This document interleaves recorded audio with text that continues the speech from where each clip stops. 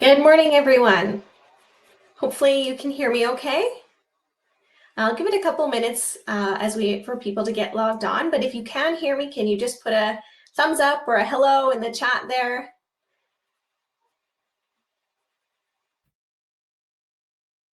Perfect.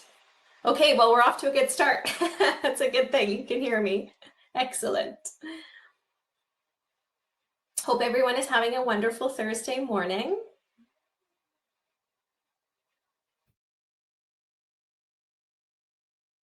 And ready to talk about working alone in community services.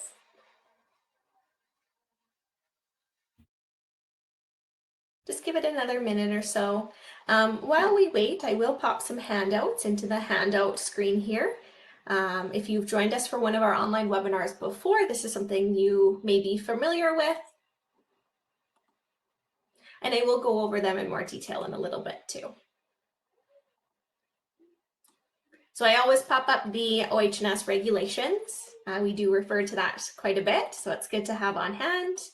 And then just a couple templates and tools that we'll talk about this morning. Okay.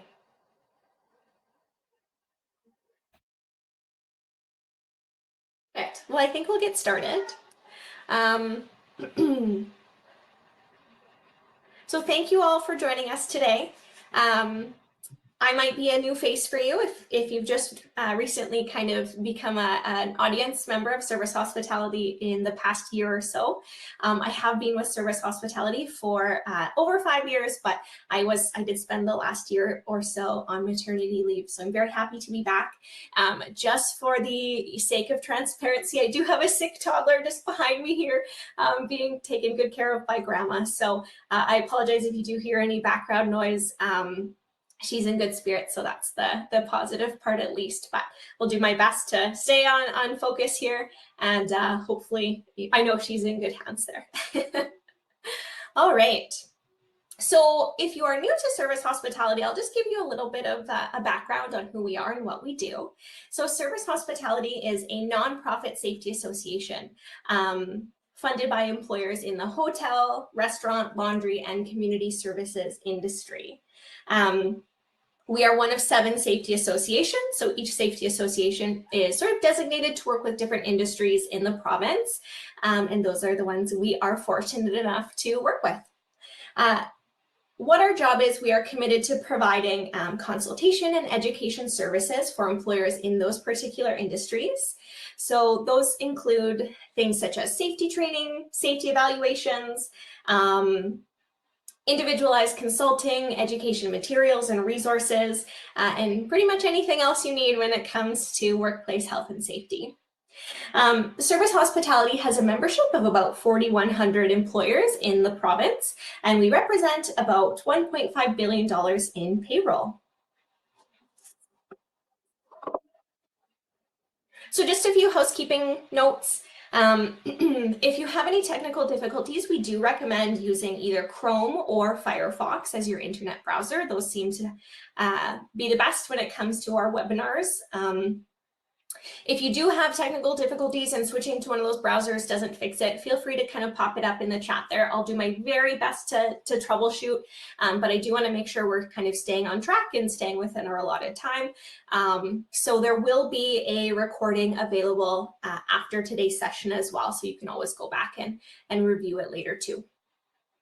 I did pop up handouts, so for those who are just kind of joining us, the handouts on the right-hand side of the screen, there's a tab there that says handouts, and there's a couple different downloads there available to you. I did mention we'll go through those in a little bit so you know exactly what they are and how to use them. And if you do have questions, please put them in the chat box on the right-hand side of your screen. I believe if you're on mobile, you have to kind of swipe back and forth. If that's not correct, please correct me here so everyone's in the loop, but there should be a chat accessible to everyone regardless of if you're on laptop or mobile or computer. What else? I do always encourage lots of dialogue, lots of conversation, lots of questions. So please feel free to put all of those things in the chat there. It's very likely that if you're wondering something, there's someone else in the metaphorical room who's wondering the same thing. So please don't hesitate to pop up any kind of dialogue or questions or conversation that you'd like to share about your experiences. Okay. And I guess I should mention, I do have us slotted for about 45 minutes or so. I'll try my best to kind of keep it within that time period. We will have time at the very end for questions as well. So if something kind of comes to mind and you want to save it for the end, that's totally fine. We'll spend a little bit of time there as well. And I'll get you out here in a reasonable amount of time.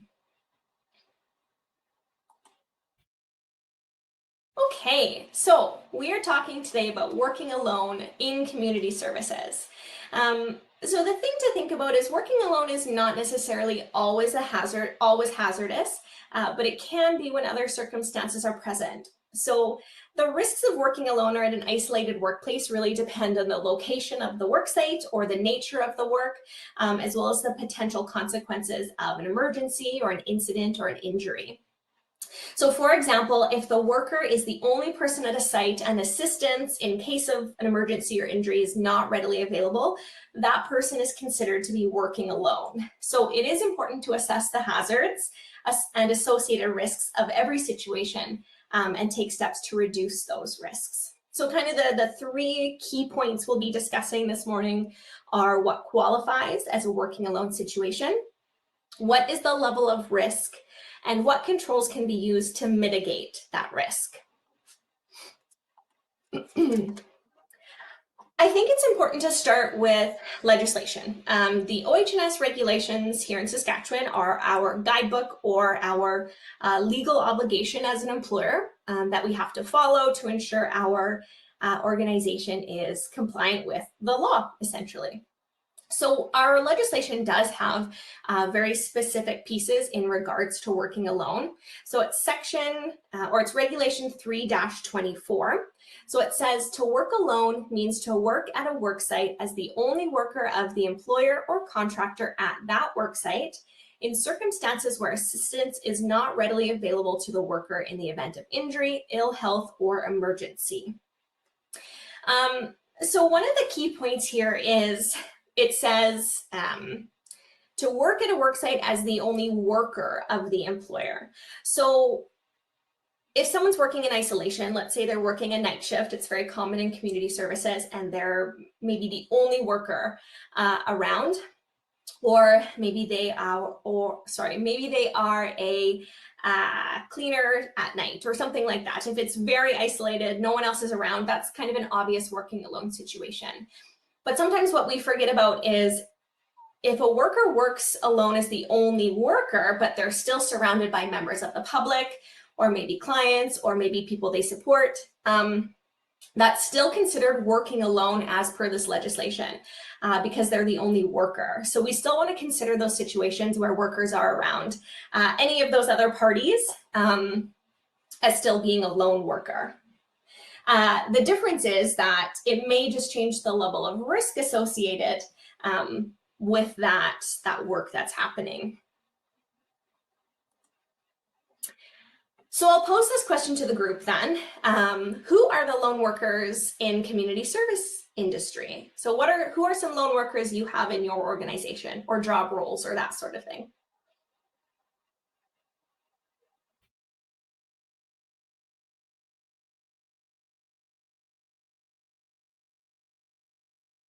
Perfect. Yeah, support workers, security guards, night floats, support staff. Yeah, those are some great examples. Care workers. It's very common in this industry. Okay. So I put up a list here, just some more examples. By no means is it an exhaustive list, but just to get us kind of thinking about different scenarios. Childcare workers who are maybe the only worker for a period of time or in a certain location, even if you're surrounded by, the children that you're caring for, still considered a lone worker. Workers who visit the home of clients or the public, disability support workers, independent living support workers, security, I think that one, yeah, Barb said security guards, perfect. Remote workers, so even myself, I work from home. I'm not surrounded by any other employee of my organization. I am considered a lone worker. Also workers who travel. So if you have workers who are required to travel throughout the province or throughout the city, whatever it is, as they're traveling, even if they're traveling from a place where they're around other staff, during their travels, they are considered a lone worker. And workers who are at risk of violent attack because their workplace is isolated from public view. So this is something also common in community services. Also outside community services, we hear a lot about like late night retail and stuff being a focus of lone workers, but this can apply to some of our industry as well.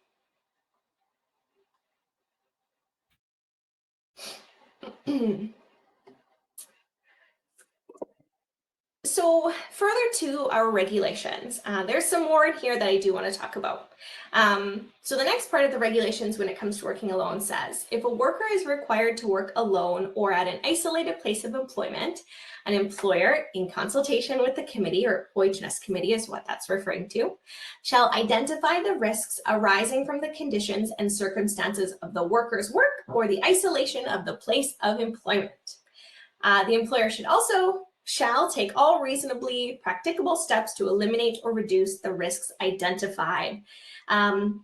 So I kind of gave it away at the bottom there, but hopefully the alarm bells are going off. What this means is we have to have a hazard assessment completed specifically for our lone workers and the tasks that they're responsible for. So ideally, hazards should be identified prior to assigning a worker to work alone or in isolation. The hazard also ideally should be eliminated, but not always possible. So if it's not practical, the risk from the hazard must be minimized as best as possible using the hierarchy of controls, which some terms here, hierarchy of controls, if you're not familiar with, I'm not going to do a deep dive into that, but we do have a separate hazard assessment and controls training program, which kind of goes over those things, but that's for another day. So minimizing the risks, looking at the hierarchy of controls. A hazard assessment is really kind of a key piece here because it's a methodical way of identifying hazards and assessing the associated risks with those hazards. The results of that risk assessment are really going to help you identify different ways to minimize, different training that might be required, different tools or equipment that might be needed, as well as kind of determining the time interval between check-ins. So that's a big piece we're going to talk about in a second here. Another important piece to note is a completed risk assessment ideally should be sent to the OHS committee for their review, as well as mentioned here in the regulations. So hazard assessment and a working alone procedure are two pieces that are required by law when it comes to working alone.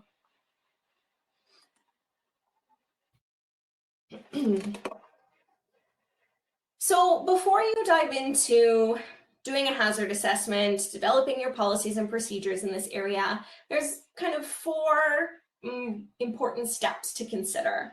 So the first step is assess. We want to assess all of our working alone situations to determine either the conditions or the circumstances that may result in injury to a worker working alone. So just start thinking about those things. What are workers exposed to? What are they responsible for that may put them at heightened risk if they are the only worker around? Step two, develop. So develop procedures to eliminate or reduce the probability of incident or injury. This is key because we need to have these things so that everyone involved is aware of the expectations. So what kind of training are they expected to have? What kind of check-in process are they expected to adhere to? That's why it's really important to have those things in writing.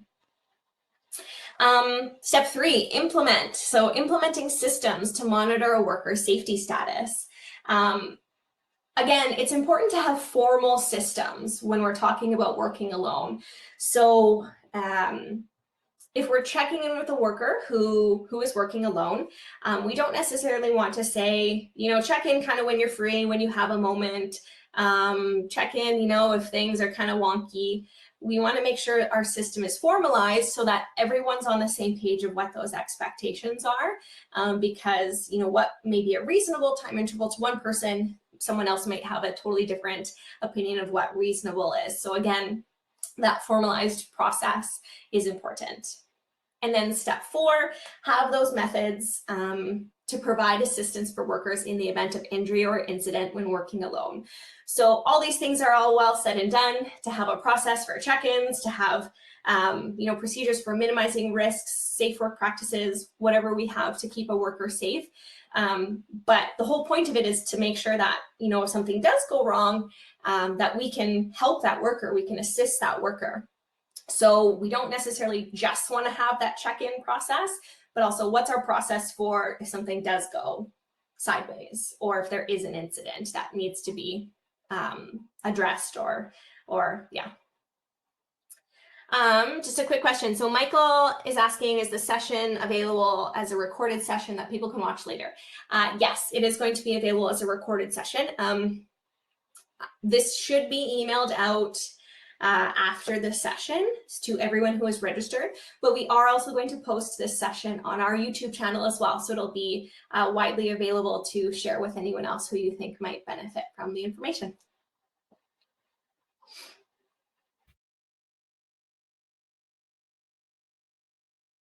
Okay, so the next question we need to ask ourselves before diving into hazard assessments and policies and procedures: is it safe to be working alone in this job, or can we make it as safe as possible for someone to be working alone in this job? These are a couple questions just to kind of get us thinking about what the answer to that is. And the reality is, the answer to many of these questions in community services is likely going to be yes. That doesn't necessarily mean that it's a no-go and you shouldn't have workers working alone because the nature of your work, that's not an option. It just means that it needs extra attention. We need to pay attention to some of these particular items during our hazard assessment and make sure that, like I said, we're minimizing that risk as much as possible. So looking at this list here, can you guys pick out any that would be kind of a resounding yes for you, or something that maybe you hadn't considered that you would consider? I just want some thoughts around this particular list.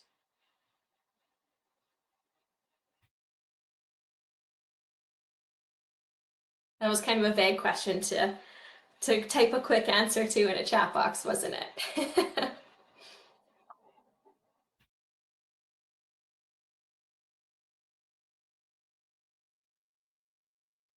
So Carla says, my concern is the machinery.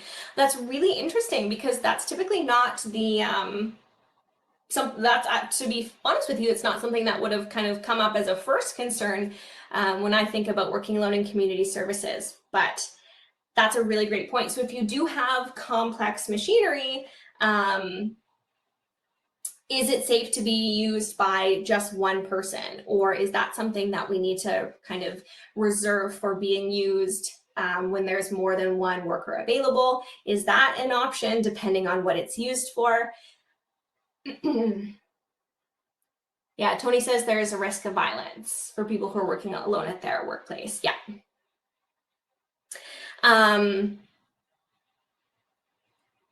Yeah, so that's a common one in community services for sure. I believe many of you have a lot of things in place for that already, just from the work that I've done with some of you, so that's great. But it can kind of change how it's addressed if someone's working by themselves, or if there's other or assistance available. So definitely something to look at from that different lens as well. Jenna says, never considered language barriers. Yeah, so that's why I'm glad you brought that up. That's why I put that one on this list too. It's very common in Saskatchewan to have workers who have English as an additional language. So as it pertains to safety in general, we want to make sure that they understand our policies or procedures, kind of our safety culture. but especially working alone. So can they communicate clearly in an emergency? Can people respond to them efficiently? Keeping that in mind. Oh yeah, skid steer, snow blowers, clear the snow overnight, night care worker alone with persons with disabilities capable of violence. Perfect. Okay. Well, thank you guys for kind of contributing some of the things that you see. This does help to kind of steer the conversation that we'll be having here. But I hope this kind of demonstrates that these are all things I'm sure that you're thinking of from a safety perspective in general, but how do you look at this from a very specific working alone lens? Okay. So we've identified quite a few hazards or situations that may be hazardous in our industry or at our workplaces. And this just really demonstrates to us why it is so important to have kind of a methodical approach to identifying those hazards and kind of addressing how they impact our working alone processes. So I'm going to share with you a tool. It's a risk assessment tool specific to working alone. So you may have a risk assessment tool that you already use for general risks within your organization. If you do and it works for you and you have identified working alone hazards on that risk assessment, please don't think you have to do kind of a whole secondary risk assessment. If it works, it's effective, that's wonderful. I don't want you to reinvent the wheel by any means. However, if you do find yourself in need of a tool to kind of help methodically determine appropriate controls for working alone, this is a good one. It's a good place to start. It is available in the handout section. I'll work through it with you. We'll kind of work through an example together. It's much easier to see it laid out in the form I've attached there for you. So feel free to open that up and follow along. I'll do my best to put it on the slides here for you too. Okay. So referring back to legislation that we looked at in the very beginning, we know that a risk assessment is a legal requirement for working alone situations. So this hazard assessment tool, the first thing we want to do is identify the hazards that are present while workers are working alone. So this table is available on that handout. This is by no means an exhaustive list. It's just kind of a list I came up with of hazards that may be present in your workplace. But of course, as with all of our tools and templates, they are working documents. Please feel free to edit them and add onto them as you see fit. So just some hazards to think about or consider for our working alone workers. For my example today that we'll work through, I'm going to use a youth care worker who works in a home with the age group 11 years old and older, who works an overnight shift. I do want to mention, I did my best to kind of make my best guess on the answers to some of these, just based on work I've done and heard about, but if you disagree with kind of my assessments here, that's fine. Please feel free to put it in the chat. Unfortunately, I can't do this as a group form because I had to plug in the values ahead of time. But like I said, it's it'll be very specific to your organization, so it might look a little bit different. Okay, so with that said, we're going to start with the hazard of a violent incident. The first thing we want to do when we're using this tool is think about the worst probable injury. So I put for violent incident in an 11+ home may be broken bones, or it may be concussion. If it was an 11 and under home, maybe it would be, a bad strain or sprain. That's kind of up to your assessment. This is what I came up with for our example here. So the other point about identifying the worst probable injury is it can also help you determine what kind of first aid supplies should you have available. There are kind of legal minimum requirements, but is there anything kind of above and beyond those requirements you should have? What kind of training workers should have, that sort of thing. Okay, so table number 2 on that tool is now we want to assess what is the likelihood of an incident occurring in this situation or location? So to kind of make a fair assessment here, you can look at things like how often are similar incidents reported kind of historically. You can look at IR reports if you have those in your organization. Just kind of make your best determination, based on kind of the historic statistics you have, kind of the people you're currently supporting, different factors. So once you've kind of decided what the likelihood may be of that particular incident occurring, so in our case, it would be what is the likelihood that a violent incident occurs with a youth care worker 11 plus home overnight. In my example here, I went with quite possible, not unusual. So that's a score of 6.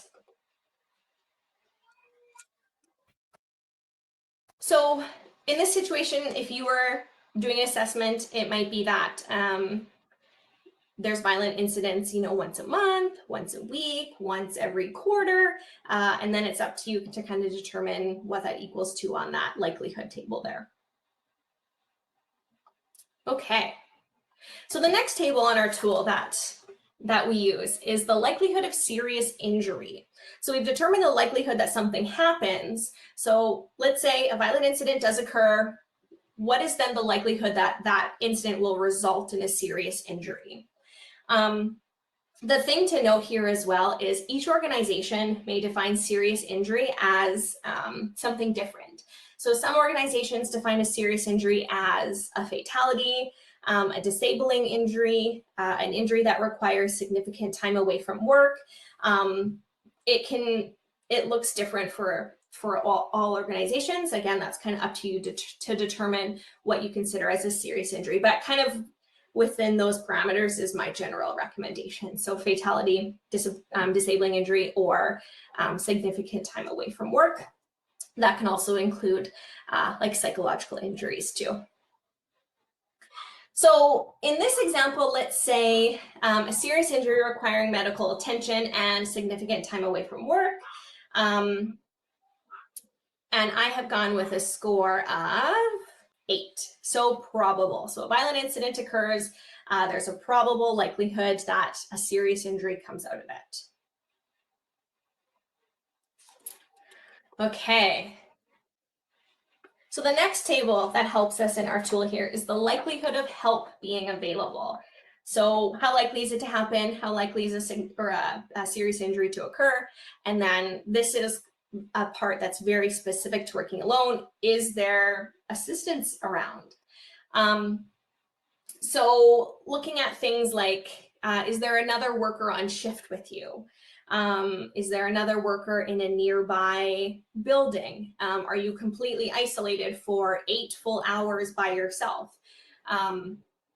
And it does do a good job of kind of listing what sort of things you might want to look at to determine if it's rare, occasionally, usual, etc. So in my example here, I think I went with, 6, so occasionally. I'm just going to go back for a second here. So worker is in an area where some people pass by regularly every 30 minutes or so. So I'm thinking about a youth home that maybe has 2 staff on overnight, but they are kind of in and out of different rooms and maybe only see each other every 30 minutes or so. So went with a score of 6. So this is the fun part. If you're a math nerd, if not, good thing we have cell phones and calculators. You take the scores from each of those columns and times them by each other, so 6 by 8 by 6, and you come up with your frequency rating. In this case, we came up with 288. What does this mean? It seems kind of just a general number. That's where table 5 comes in. So table 5 gives us recommended check-in intervals. So our score was 288. That puts us in the recommended check-in interval of between 2 and 5 hours. So what this means is you want to have a check-in procedure where that lone worker is being checked on at least every 5 hours. However, our score 288 is really closer to that bottom sorry, the bottom to closer to 251. So we might go with something closer to 2 hours as our check-in interval. So recommended check-in interval between 2 and 5 hours. You would continue to do this for all the hazards that are present for your lone workers. I put up another example here. We don't have to work through it column by column like the last one, but slip, trip, and fall, worst probable injury may be the same thing, actually, broken bone or concussion. Likelihood is not quite as typical. Likelihood of serious injury also not quite as typical. The likelihood of help available is going to be the same regardless of what the hazard or injury is. And then that gives you a lower frequency rating that puts you in the recommended check-in interval of 4 to 8 hours. But here's the thing, you're not going to check in with a worker separately for each individual hazard. Once you've gone through and put in all your hazards into this table, you then want to determine what's the shortest time interval in your table. So we just have 2 here, of course, but you would have a longer list if you were to go through this fully. And you pick out the shortest interval. So there's one shorter than that, and it's from 30 minutes to 2 hours or 3 hours, I believe. Whatever the shortest one is the one that you want to use as your kind of benchmark for working alone check-ins. So what is the shortest time interval from column G? 2 to 5 hours. So you select kind of an exact check-in interval that will be used. In this example, I just put 3, but you could do 2, you could do 3, you could do 4, you could even do 5, but I just err on the side of kind of more frequently, especially when we're considering violent incidents. Okay. So it's a little bit tricky to visualize as we work through slides like this, but like I said, it is all available on that handout there in the download section for you as the risk assessment template. What are your thoughts on this?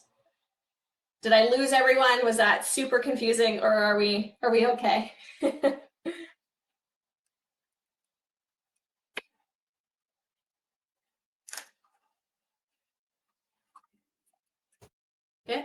Okay. Makes sense? Perfect. Yeah, and the nice thing about this too is it just provides you a very consistent and methodical approach to a risk assessment. It's a concrete measurement. So it's tough, right? Because sometimes we're like, well, how often should we check in? I don't know, an hour, every 2 hours, every 3 hours. Let's just make our best guess. But this kind of gives you something to actually work through that will help you determine that without some of that guesswork, I guess.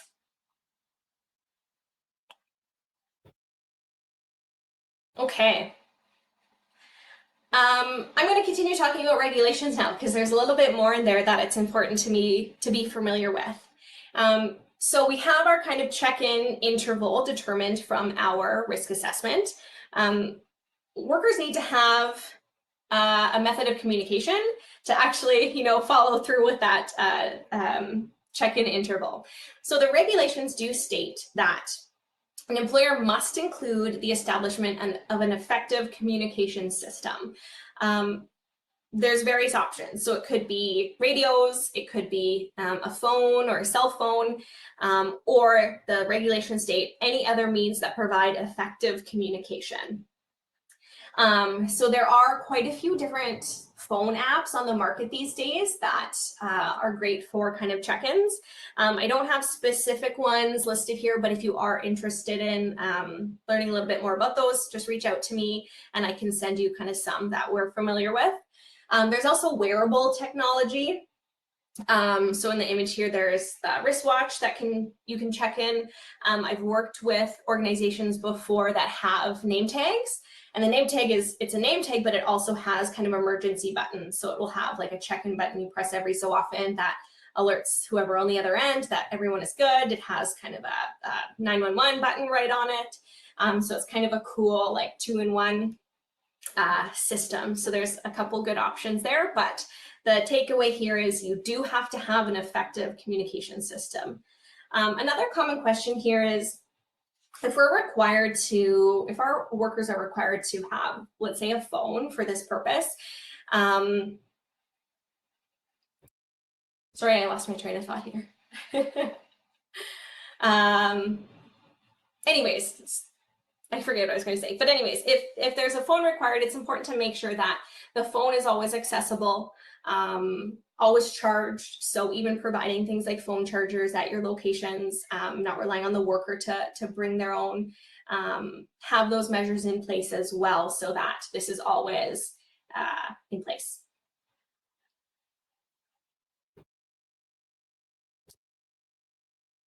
The regulations also state what your working alone program may include. I'm just going to talk about this here for a second. So Jean Eves, I'm so sorry, I'm probably pronouncing that incorrectly, but they mentioned an alarm panel with panic button. This is a good option too, for sure, if you have it, better than nothing. However, I will state, if someone's in an emergency situation, especially in community service where there's risk of violence, it's not always easy to go to an alarm panel or go to a panic button. So sometimes having those wearables can be a good option, or just having a cell phone that's required to be on the worker at all times. I don't think there's a perfect solution for that, but just some things to consider when we're kind of deciding what our method of communication is going to be. So the regulations also state what may be included. So these may be considered kind of best practices, depending on the level of risk identified. But us at Service Hospitality, I always recommend those best practices. So I think there's a lot of value in these listed here too. So I'm going to go through these kind of one by one to elaborate on. So regular contact by employer with the worker working alone. This is what we talked about when we talked about our check-in system.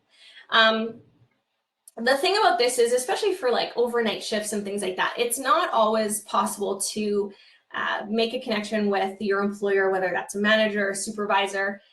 Sometimes those people aren't necessarily accessible at 4 in the morning. You can come up with alternate solutions that may work for you too. So if you do have, some level of supervision that's available to the check-ins, that's great. If not, is there a coworker at another location? You can kind of determine or come up with like a buddy system. They're going to check in with one another. If you don't have another location, what about even a partnering organization? So is there an organization that operates similarly to you, or is a sister organization that you can set up kind of a check-in system with? That's another option to consider. If you have workers who travel, do you have anything in place to make sure that a worker has, made it to their destination at the end of their travel, or have they returned to their home base after they've completed a task? So there's a couple different options to make regular contact when a worker is working alone. Another thing to consider, so limitations on or prohibiting specific activities. So if there's a task that a worker is typically required to do throughout a shift, is there any that we want to say, don't do these when you're working alone, let's leave these for when there's more workers present? So this could be things such as like working with dangerous or hazardous chemicals. It could be even simple things like using a ladder. So lots of slips, trips, and falls happen when we work with ladders. Maybe we want to save anything requiring a ladder for when there's other workers present. Things to consider. And these things would all be listed in your working alone policy or procedure.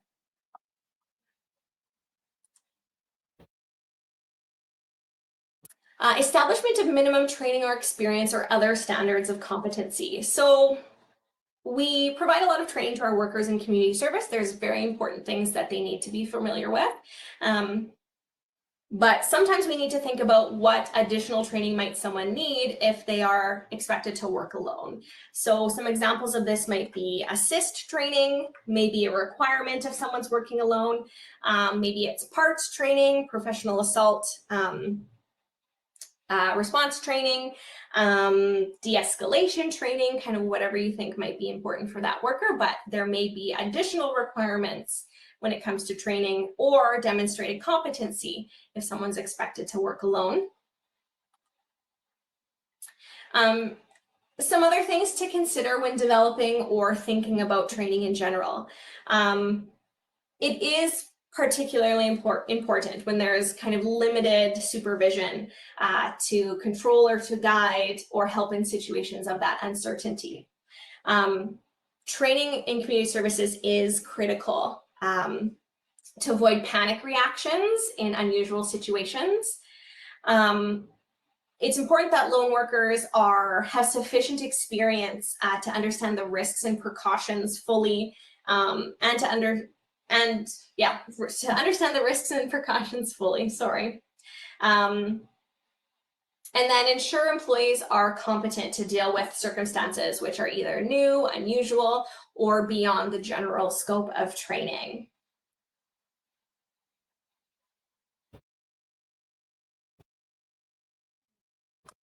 Provision of PPE. I think generally those in community services aren't working with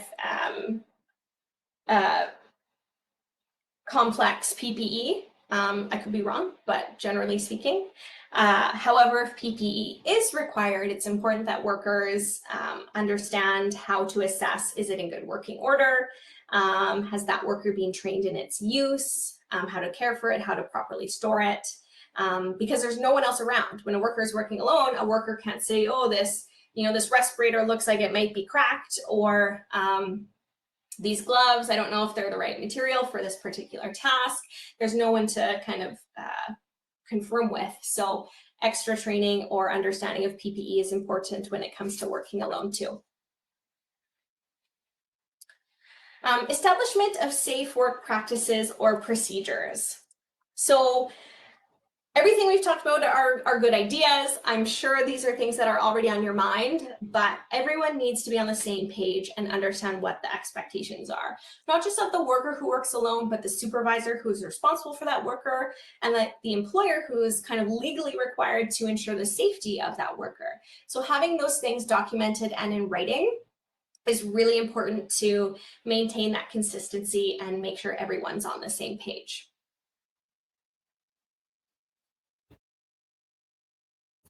And provision of emergency supplies for use.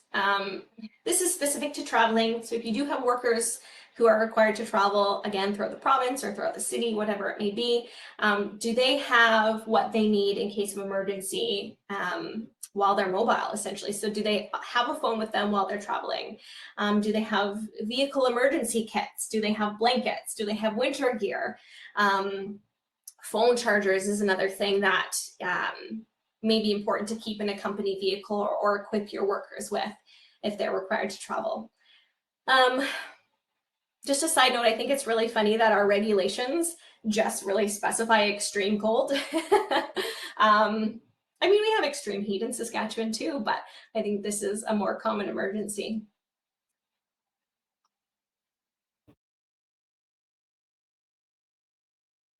At the end of the day, the important thing is everyone benefits when you have a well-developed working alone program. The employer, the employees, and even your clients or customers or the people you serve, they all benefit from that pragmatic and proactive approach to identifying risks and resources to mitigate the risks associated with working alone.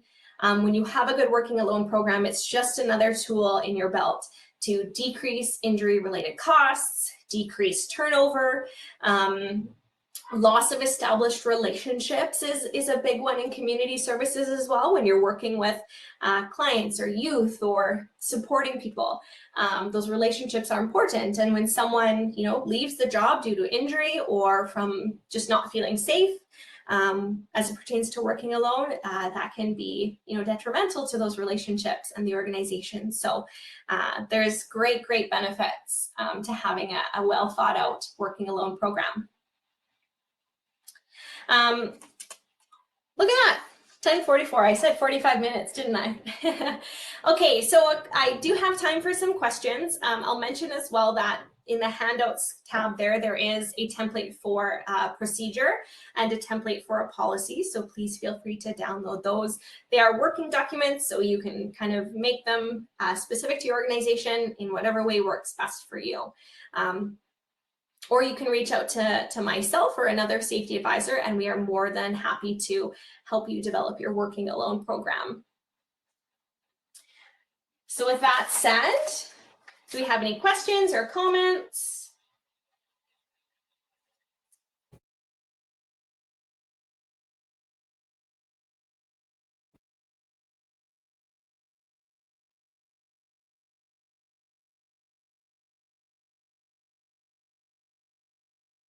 Thank you. Yes, well, thank you to everyone for coming. It means a lot to me. This is my first, webinar back in the saddle, so it's wonderful to have a good audience for sure.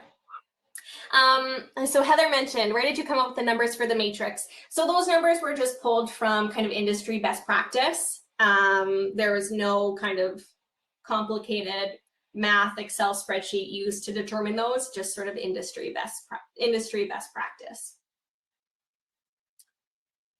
All right. So like I said, you should receive a recording of this video. To be honest with you, that is something I forgot to double check if I had that turned on or not. If you don't receive a recording after the presentation, like I said, we are going to post it on our YouTube channel, so it will be accessible to anyone who might find this information useful and relevant. So keep an eye out for that. We'll probably put it in one of our e-blasts. And like I said, otherwise, feel free to reach out to us. Feel free to reach out to us if you need some assistance in this area or assistance in anything health and safety. That's what we're here for. Perfect. All right. On that note, I will let you go. Thank you again so much for joining me, and have a wonderful day and a very happy holiday season.